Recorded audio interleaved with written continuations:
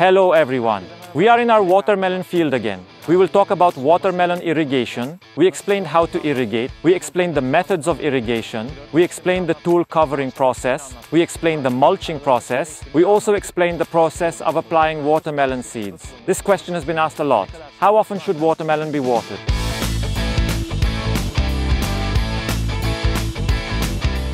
How to do it? How much irrigation is done? We want to convey this to you. When the watermelon is small and we are going to plant it, we start the water engine and give it live water first. We can say that we start the irrigation process before planting the watermelon. While the water engine is running, we are planting watermelons in the irrigated area. After the planting process is completed, we continue the irrigation process for a while, half an hour or an hour. After these procedures, we perform the tool covering process. After the tool covering process is completed, our work for today is completed. After a few days, we check to see if everything is okay. If it requires water under the canopy and the weather is hot, then we can water it a little more. But the irrigation we do will still be very little. We will be running the water engine for an hour or so. We will not water for too long. Since the watermelon is under the tuile, it is not affected by the cold very much. It stays warm under the tuile. Since it stays warm, we water a little less. If you water too much while under the canopy, you know that there is a risk of disease. This is one of our previous videos, What is Greenhouse Growing in Watermelon?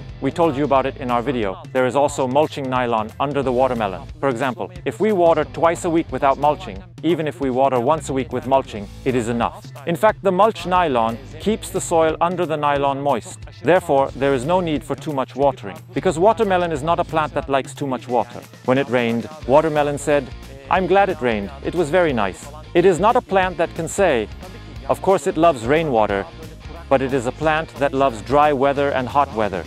If there is too much rain while the watermelon is growing, diseases start to appear on the watermelon stems. You can already see that disease on watermelon leaves.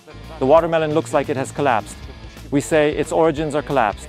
We can also say its body collapsed. The watermelon sticks to the ground tightly. Watermelon has such a problem. If you water the watermelon with a drip irrigation system, you do not need to water it for long hours when the watermelon is smaller. Watering for 1 hour will be enough. Maybe you water it once a week, maybe you water it twice a week. It varies depending on the condition of the watermelon. In the future, when the watermelon grows larger and the weather is very hot, you can water the watermelon by looking at the weather conditions and the condition of the watermelon. The soil of the watermelon remains moist under the mulching plastic. If the soil is moist when you touch the bottom of the nylon, then you do not need to water much. When the watermelon gets a little bigger, we water it a little more. This time, instead of 1 hour, we water the watermelon for 2 hours, we water it for 3 hours, we water it for 4 hours.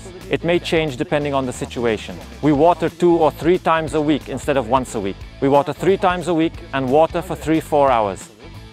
If the weather gets hotter, we adjust the irrigation program accordingly. You can also tell from the watermelon's handles whether the watermelon needs water or not. The tips of the watermelon arms are almost obvious. The extension of watermelon arms occurs with the ends of the arms in the air. When the watermelon asks for water, it immediately bends its arms down, and you understand that it wants water. When the watermelon is fully grown and harvest time is approaching, we water the watermelon to keep it green.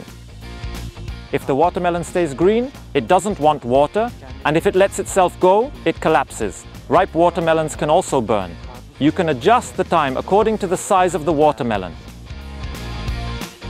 One of the important points you should pay attention to here is that watering the watermelon with raw water every time may prevent the development of the watermelon. You can accelerate the development of watermelon by giving fertilizer to it. There may be agricultural fertilizers, there may be mixtures, there may be fertilizers that will feed the watermelon. We will tell you about fertilizer-related information in another video soon.